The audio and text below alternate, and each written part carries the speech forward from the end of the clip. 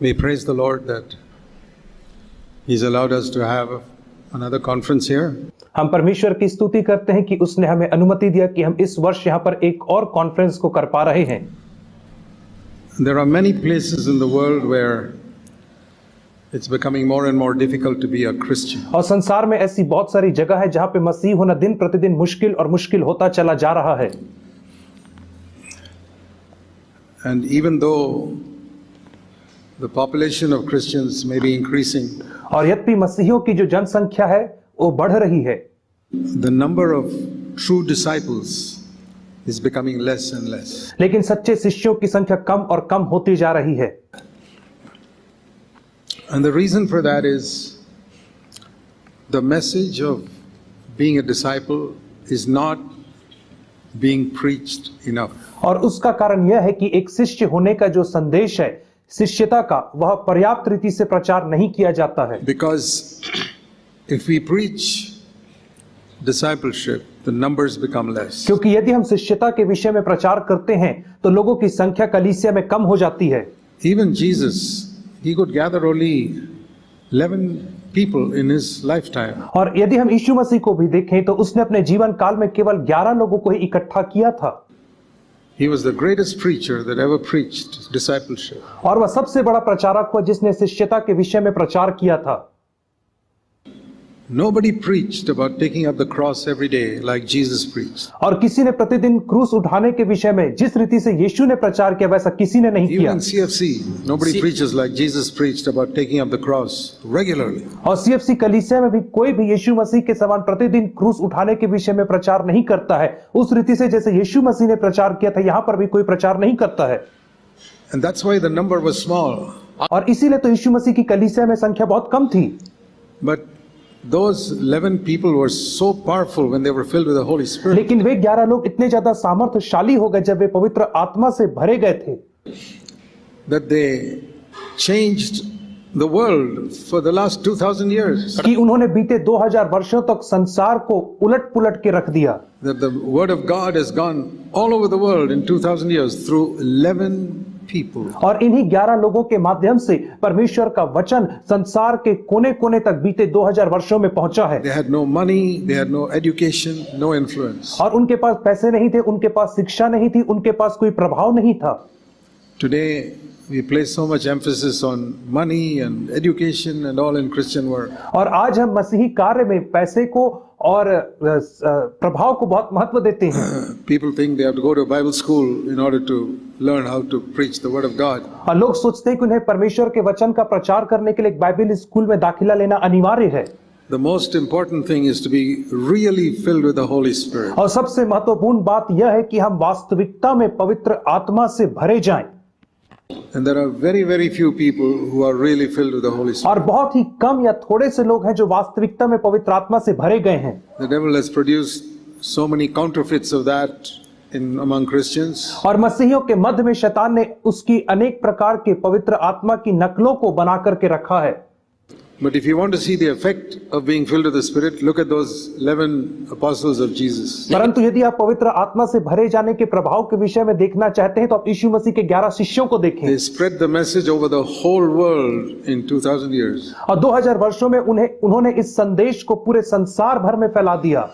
And even on the day of Pentecost, और पेंतिकुस्त के दिन में भी after all of Jesus preaching, यीशु मसीह के प्रचार करने के बाद there were only 120 who waited for the promise of the Holy Spirit. और केवल 120 लोग ही थे जो पवित्र आत्मा की प्रतिज्ञा के लिए वहां पे इंतजार कर रहे थे। So as we approach the end of the age, और जैसे हम अंतिम दिनों में पहुंचते हैं, how shall we prepare for the second coming of Christ? तो हम किस रीति से मसीह के द्वितीय आगमन के लिए अपने आप को तैयार कर सकते हैं? We must be filled with the Holy Spirit. That's the most important thing. और हमें पवित्र आत्मा से भरा जाना है और यह सबसे महत्वपूर्ण बात है। And we must be very alert against deception. और हमें धोखे के प्रति सबसे ज्यादा चौकन्ना रहने की आवश्यकता है। What is the first sign that Jesus spoke in relation to? और सबसे पहला चिन्ह क्या था जिसे यीशु मसीह ने द्वितीय आगमन के लिए कहा? Yeah, that has always been there all these 2000 years. और बीते 2000 वर्षों में सारे दुख और संकट और अकाल तो रहे ही हैं। There are those things even now. और आज भी वैसी चीजें पाई जाती हैं। But there's another thing Jesus mentioned as number one. लेकिन एक और चीज है जिसे यीशु मसीह ने सबसे नंबर 1 करके कहा है। One of the things we teach in CFC is to read the Bible carefully. और एक चीज जिसे हम CFC में हमेशा सिखाते हैं और वह यह है कि बहुत ही ध्यान पूर्वक बाइबल का अध्ययन करना। See Matthew 24. मत्ती 24 अध्याय को देखेंगे। Verse 3, as he was sitting on the Mount of Olives. तीसरा वचन, जैसा वह जैतून के पहाड़ पर बैठा हुआ था। You know, this is another amazing thing I see, that almost all the time Jesus preached sitting down. और यह एक अद्भुत बात है जिसे मैंने वचन से देखा, वह यह था कि जब कभी यीशु मसीह ने प्रचार किया उसने बैठ करके प्रचार किया।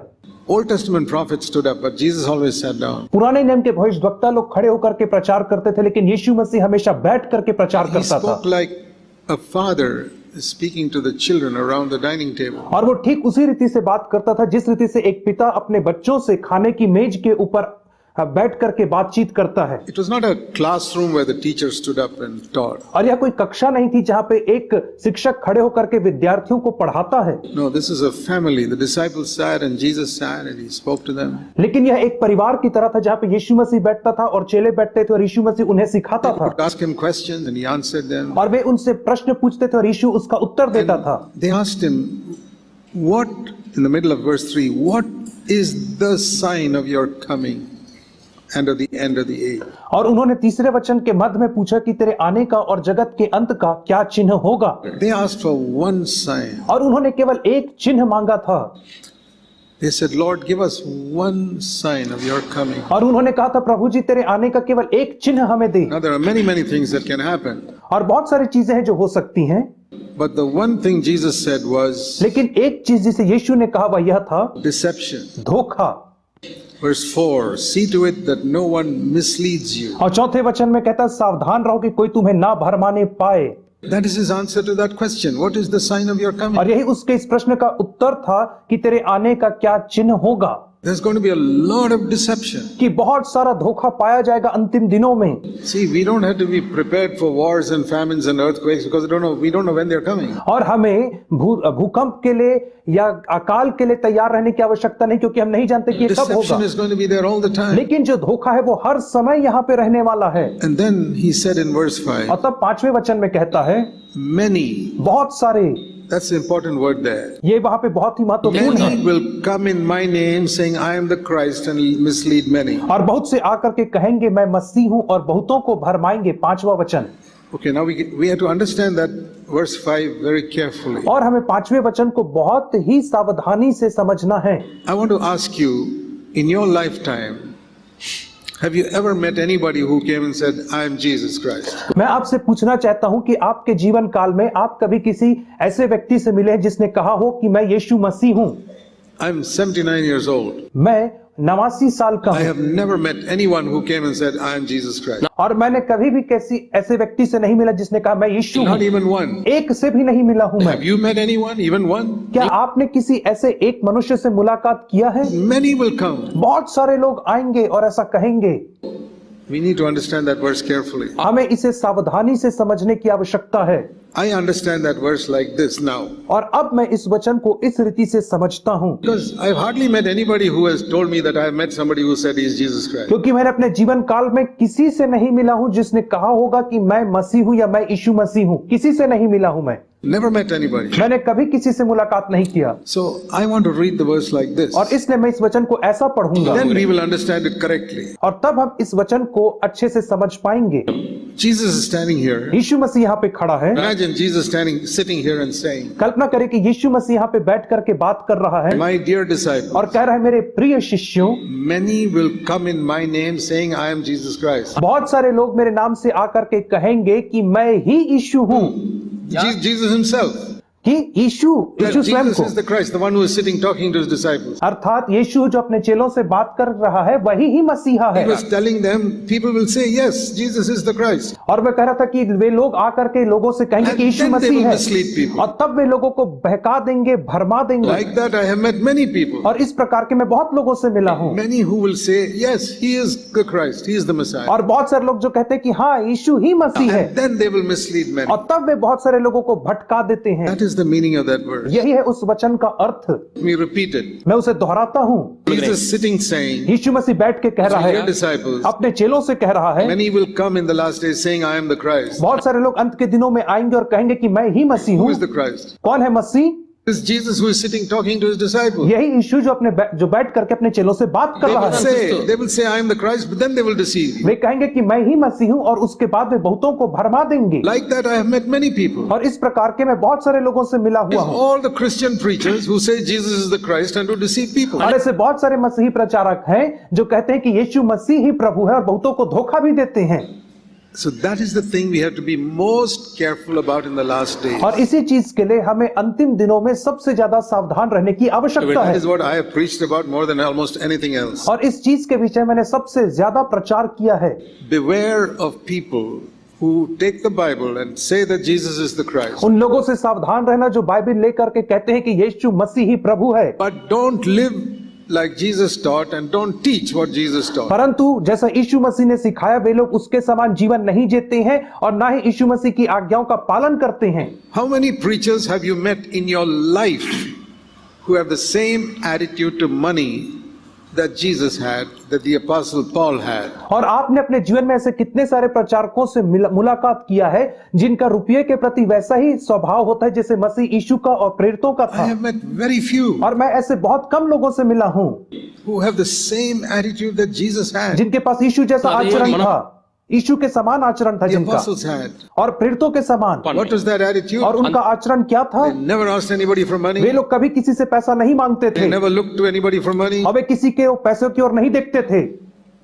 Where do you find preachers like that? ऐसे प्रचारकों को आप कहाँ खोजेंगे? You find churches that don't take a collection. और आप ऐसी कलीसिया को कहाँ पे पाएंगे जहाँ पे दान नहीं उठाया जाता है? Jesus never took a collection. यीशु मसीह ने कभी दान नहीं उठाया था He preached and healed thousands of people and he never passed a bag around. और उसने हजारों लोगों को प्रचार किया और हजारों लोगों को चंगा किया, लेकिन उसने कभी दान की थैली नहीं घुमाया। In the last days, many will say, yes, this is Jesus Christ, but they will deceive people. अंतिम दिनों में लोग कहेंगे कि हाँ वही यीशु मसीह है, लेकिन वे लोगों को धोखा देंगे। And like that, so many Christians are being deceived. और उस प्रकार से बहुत सारे मसीही लोग धोखा खा रहे हैं। They will teach things which are not true. वे ऐसी बातों को सिखाएंगे जो सत्य नहीं है।